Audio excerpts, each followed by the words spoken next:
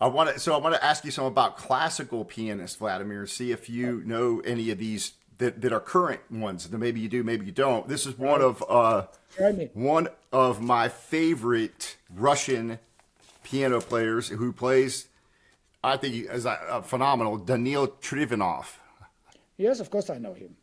I know Unbelievable. of him. So yeah. So Of what do course, you? He he's very well. He's very well known. It's not any secret at yes. all. Right. This is a fantastic. He does Rachmaninoff on this. Oh, It's well, not to blow my own horn, but but if you hear about pianists that coming out from Russia and Russian educated pianists, you know they're great.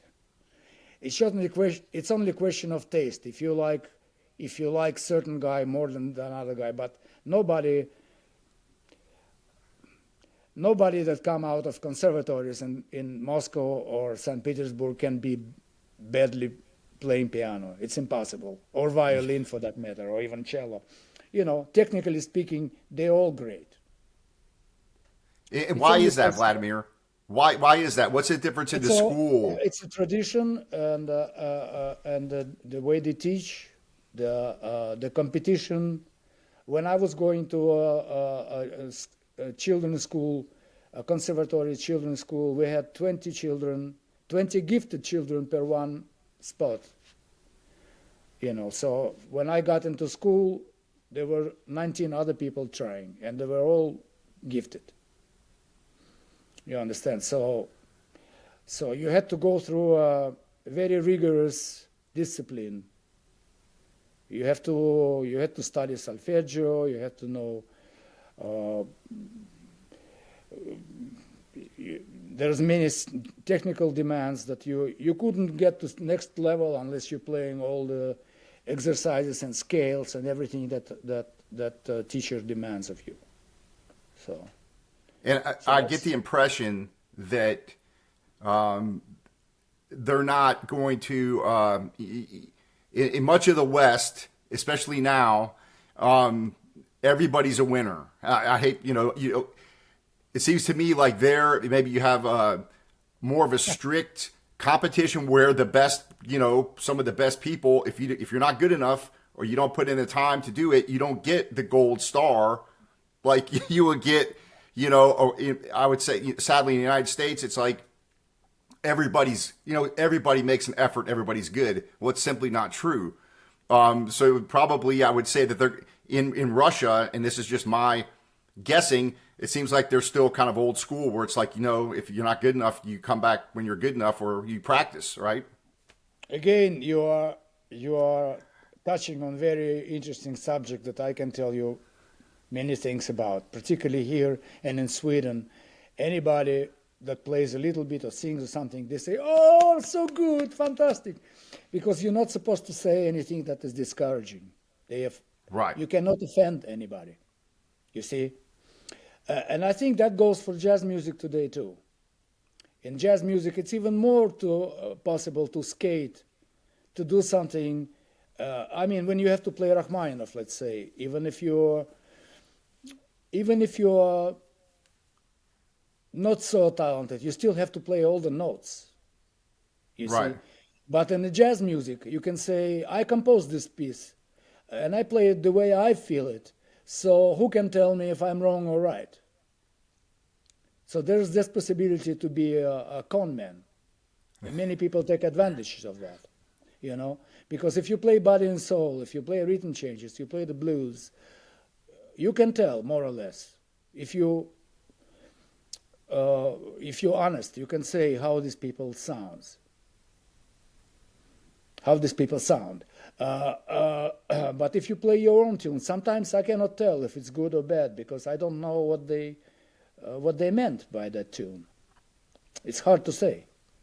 So many people are hiding behind their own music and so forth. Also, I noticed one thing. I'm an old downbeat reader. You know, at some point I stopped, but now one friend of mine he sent me via internet all the copies from downbeat. And we used to have, in old days, more or less honest opinions of musicians on blindfold tests.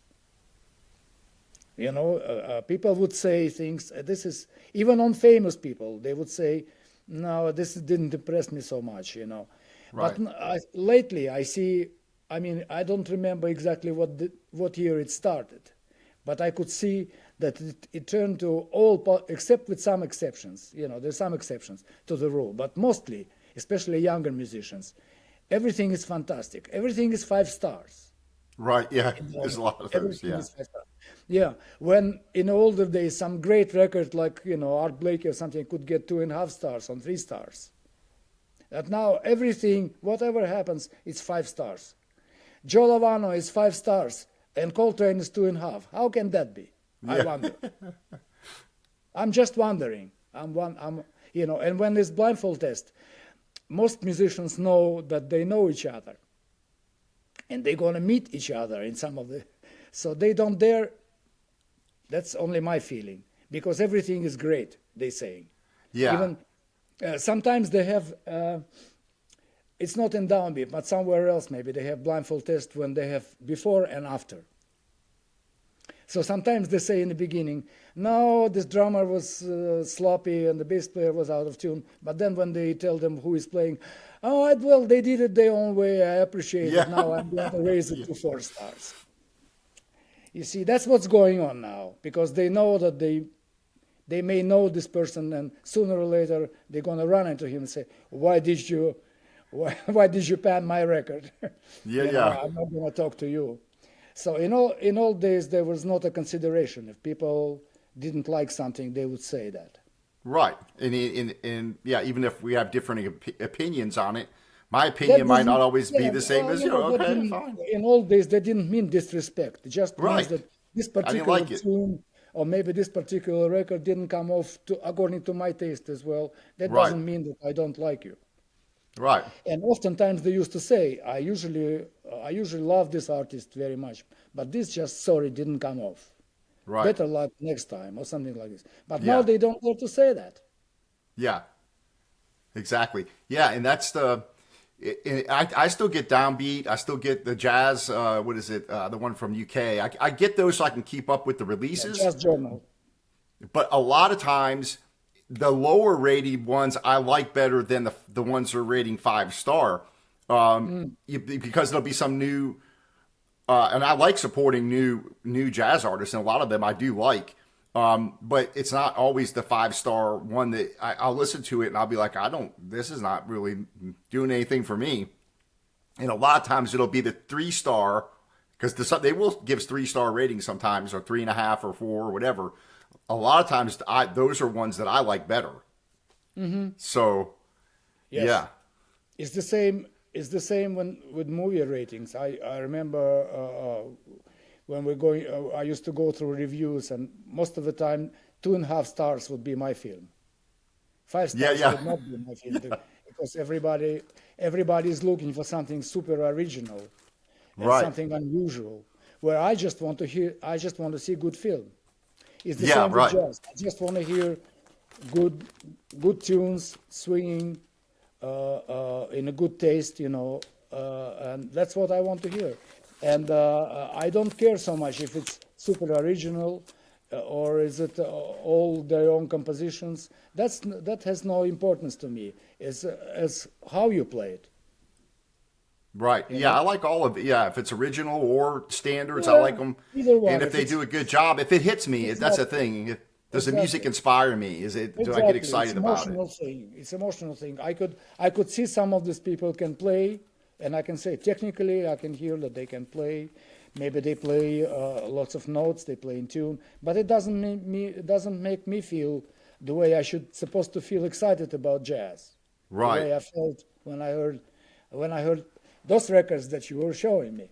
They made me excited. Right. So how about this guy? They still make me excited. He's great. He's not my cup of tea, but I like him. Of course, he's a great pianist. Yeah, I was listening to this. He's another one that he's different for sure. Yes. So he's another one. I think he's from Russia, right? I can show you what I like. Yeah, show absolutely. Let me see what you got. Oh yeah, Vladimir Horowitz. Yes, of course. Who is that? That's great. Sviatoslav Richter. Oh, okay. I don't think I've listened to a lot of him. Well, I need to listen. what can I say? There's other. If you get into classical music, I can give you some names that will make you forget about all these people. Oh yeah. There's a couple other ones I wanted to show you. Another one from Russia that I think who's very good. It's a female piano player, Valentina Lisisa. Is that how you pronounce her name? Lis? No, Yeah, Valentina. yeah. I'm not impressed. No, you don't. Okay, interesting. Why is that? You just I don't know. I just doesn't do any. She doesn't do anything. doesn't strike you. But I can give you one name. If you're talking about women pianists, I can give you one name that the lady that I'm impressed with, she can wipe out every pianist, male or female, on the planet with Yes. just maybe one hand, and that is Marta Argerich. Argerich. I knew you were going to say that. I love her too. I have a bunch of her She can, records, she can. I mean, I don't need to listen to another piano player after her. and she's still playing. When she's done with playing whatever she's playing, I don't need another piano player. It's That amazing. goes for everything, jazz or classical, male, female, old, So she, young, I don't care. Because she has something, she has something that other people don't have. yeah. So There are she's your many, of favorite. course, there are many, huh? She's your favorite. Today she's best alive. There is nobody better alive. Yeah. Yeah, she's incredible. There are many great people who are no longer with us, as Horowitz, as Rubinstein, as Richter, Gilels, Vladimir Safranitsky, who was absolutely fantastic, and Scriabin and Chopin, Neuhaus. When you're talking about classical piano, there's something I know about as much at least as I know about jazz. So if you all grow up listening to this, lots of those people I heard live when I was a child. I heard Richter, Gilels, what can I say? I heard Oistrakh, the violinist, Rostropovich, Shafran, who is a cellist, who is a distant relative of mine. I heard all these people live and many other ones. That was just a great experience. So, of course, Sokolov, even Lisitsa, they all have great technique and great understanding of music because of the schooling, So it's a very individual thing what I like or what not. About Lisitsa, okay, I have to tell you again as we're doing this honest interview. Yeah, it's I don't like people that are blatantly pushing their own product, their own music, their own. And I found when I start looking in the internet, I found that she was all over the place trying to push and push. That's and the push. new way. That's the new way, Vladimir. I'm sorry, I can't take it. Everybody's doing that. Everybody's trying to do it themselves. No, but she doesn't. So what do you think about the new way? Okay, so here would be my counter argument. Would be nowadays.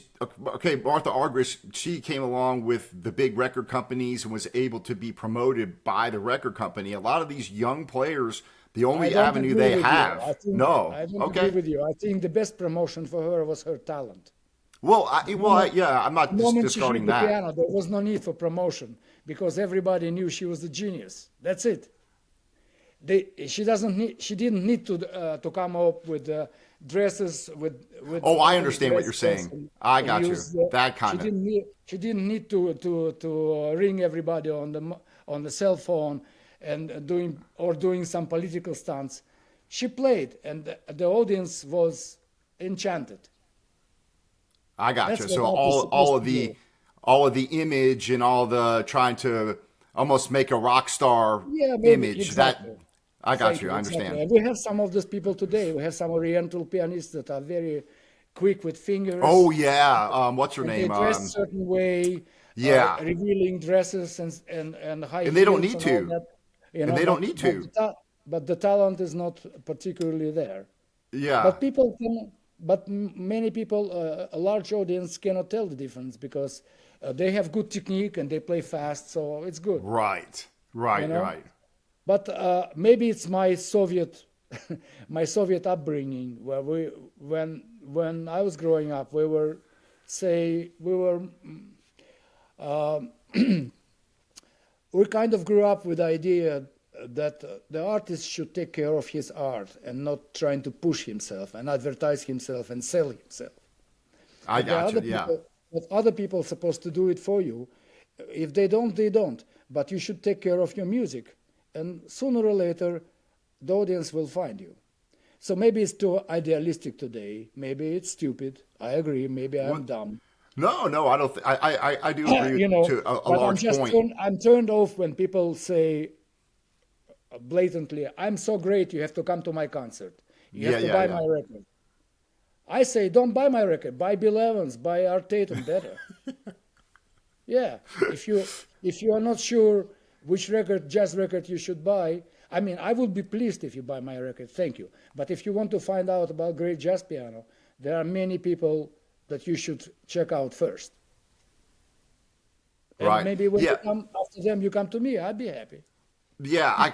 Yeah. And some of that is the whole image before the art, and that to me started, at least in my opinion, it started in popular music with Elvis. I think Elvis was the first one to where when he came back, it was all about the image, and his music never, whether or not you like rock and roll music, his Sure. first records were very good rock and roll Yes, yes, yes, yes. It records. was good. Elvis was good, no But problem. comes back, now it's all about the image, the film, this and that, and the music suffered for it. It Yeah, really yeah, did. of course, of course. But And now everything is about image. but Taylor Swift. I accept it in the pop music. I accept that. I understand that's a part of entertainment because I Yeah. don't really consider them musicians. They entertain. They entertainers. So that kind of thing. If you're an entertainer, the show business goes with that. Sure, sure. You know, but you don't expect show business when you go hear some real artists. Right. So that brings me to the next classical pianist, which maybe was considered a renegade, Okay. a renegade in his time. So maybe I'd like to hear your opinion on him because I like him, but some people do not like him. Oh, Fredrich Gulda. fantastic, my friend. Do you like him? Oh, I love him. I think he was. He's one of I my love idols. listening to him, but he's kind of a renegade, isn't he? A little bit. Exactly what you mean by renegade. I mean, he was a little not quite. He would dress a little bit different. He wouldn't always Yeah. do all the classical. He would direct when he's playing the piano and he's conducting. He's a little dramatic, perhaps. I don't know. Tell me what you think about him. Matthew, Yes. something about you I don't understand. I don't know, because you always bring up some subjects that bring out stories in me. Oh, I love it. I can tell you a story about Fredrich Gulda and me. Okay. Yeah, I'd love to hear Fredrich it. Gulda. Okay, I was playing. We were playing at the Helsinki Art Festival, and I was playing jazz, and he was giving his concert. Of course, I knew all about him. First of all, he's Marta Argerich teacher. I didn't know Second that. of all, Wow. yeah, and she thought of him as a genius. Okay, so I heard about him already in Russia when he organized the jazz competition for young musicians, young jazz musicians. I don't know if you know about that.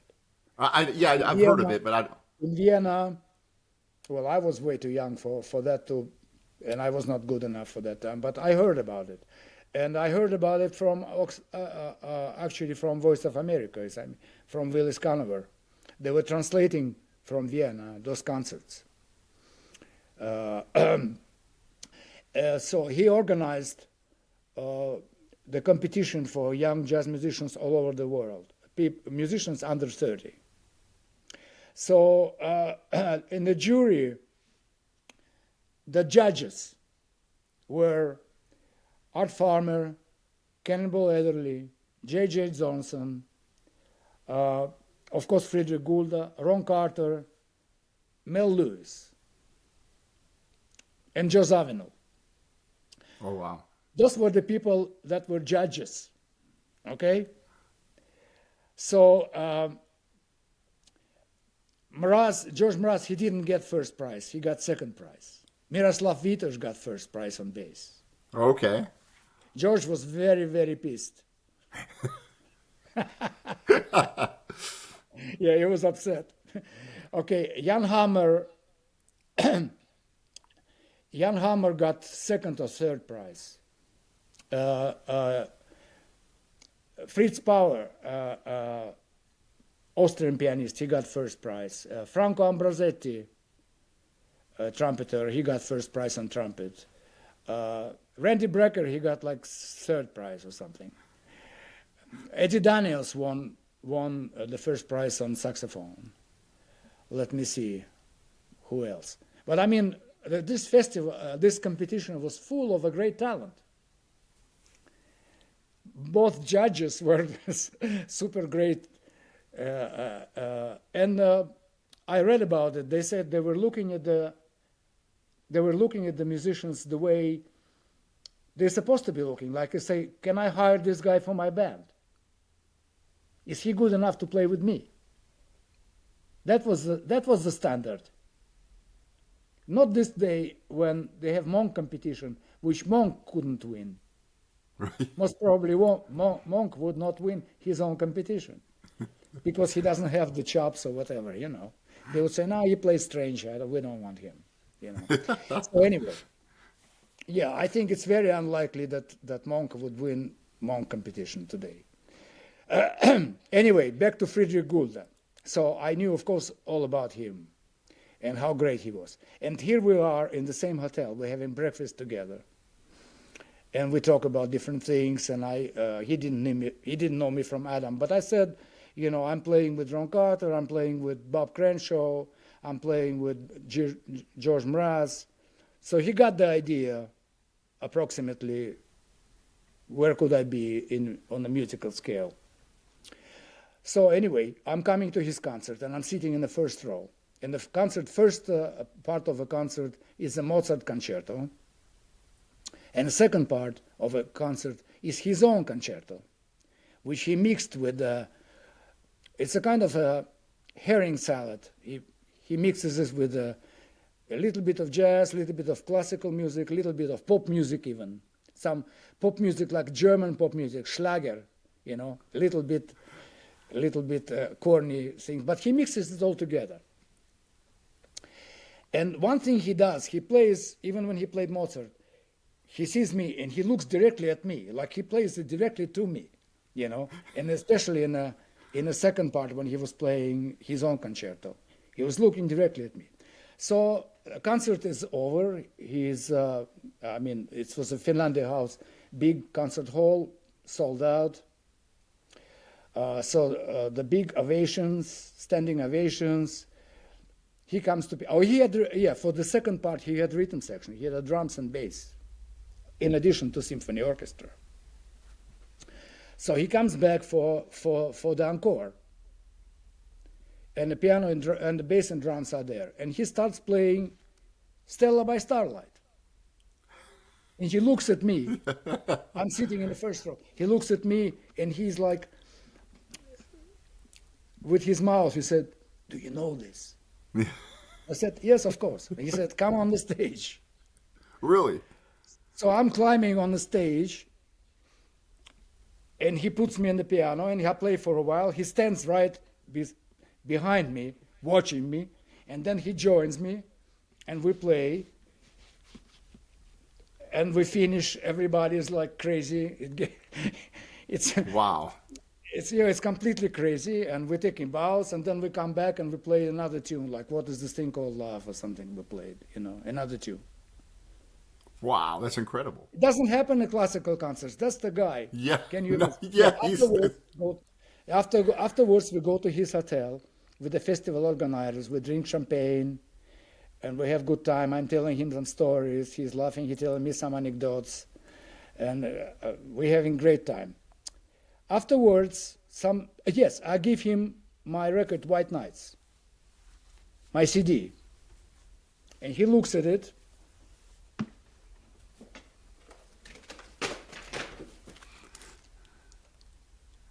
This is original White Knights. I don't know if you've seen this. Yeah, I've seen the original cover online, but no, I've never Okay. seen. Okay, So yeah, yeah. I'm giving him this record, this CD, and he looks at it at the backside and he says, "You're playing all standards." Well, lots of people say these days you cannot play standards anymore. I said, "I can." He's looking at me like this and he says, obviously you don't suffer from from inferior complex. I said, "No, I don't." Then he tells me a story. One guy goes to the doctor and he says, Doctor, I'm suffering from inferior complex." Doctor checks him out and said, "You don't suffer from inferior complex. You are inferior." That's the story he tells me. Okay. So, okay. And he tells me he goes now, after this festival, he goes on vacation to Ibiza, Spain. So after a week or so, I get a postcard from him with Ibiza. Unfortunately, I lost this in the fire. Big postcard, and he says, "I'm enjoying my vacation, listening to your record and loving it." Oh, well, that's awesome. And then Friedrich, yeah, it was my treasured possession for many years. I've Oh lost man. it. Yeah, great big postcard with his love and loving your record and enjoying playing with you in Helsinki. Now I'm on vacation, listening to your record and loving it. That's all he wrote. That's That's awesome. that's one of the great things that happened to me. How often this happens in a classical concert? Never. Exactly. That's why I say he's a renegade, right? In a sense. Yeah. Well, I understand he was very eccentric. He played one time. I mean, I know a lot of things about him. He played one time with the cello player. He wrote this thing. A lady cello player. They played naked.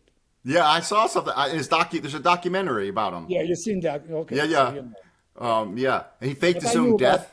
I knew about all this. I knew about all these facts before. Actually, he's the only one that I can think of that could play classical pianist that could play jazz. Yeah. He even did a couple jazz records, I think.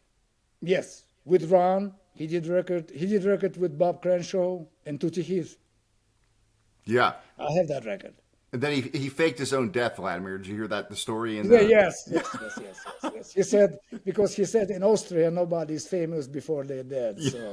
So Yeah. he sent the telegram that the famous Viennese pianist is dead. But it's funny. He said he was going to be dead was it 60?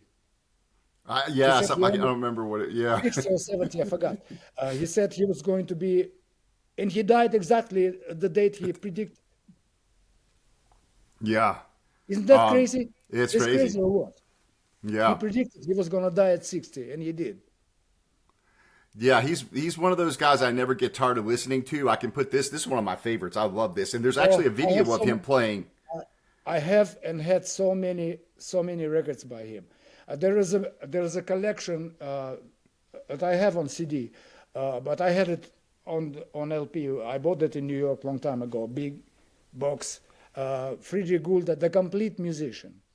When they started with Bach, he played on clavichord, Bach things. Then it goes into Beethoven sonatas, and then he plays Schubert, Schumann, Chopin, and then jazz and free jazz, and then some pop music on the electronic. So everything. He's incredible. Then he plays some saxophone. He plays flute. The guy was He's a genius, really. Yeah, authentic, yeah. bona fide genius. You know, what can I say? When he was 18 years old, he made a concert tour playing complete Beethoven sonatas. Wow. Everything. Yeah. Can you imagine this? 32 Beethoven sonatas by heart, no music. 32 sonatas. By the Incredible. 20, he recorded. And 20 years old, he recorded all of them. Okay? Today, we need in the jazz, when there are tunes by 16 bars or so, people go online and see this these new bands that playing. Everybody is they're buried in the music. The piano players have music. Bass players cannot play without iPad or some shit music. Everybody's reading. Yeah. Look at them. Fredrich Gulda played every sonata and everything by You get heart. them all. That's incredible. I was in New York for almost 20 years. I've seen Art Blakey's band. I've seen Red Garland. I've seen so many people. I've never seen one piece of music. Well, it has to be. Yeah. Not one stitch of music have I seen. And now everybody is reading. Has to have it. Yeah. Which, yeah, Even exactly. How do you standards. internalize it how do you internalize and express yourself if you have to read it off the sheet? Thank you very much. I'm glad you said that, so I don't have to say it. Yeah. You said that. If you're not ready to play a piece, don't play it. Play, I can get started. Play rhythm changes. Play something you know. And the other tunes that you want to play, learn them and then play. And that's why you're asking why these pianists from Russia, or we'll say maybe even maybe Czech Republic or Hungary,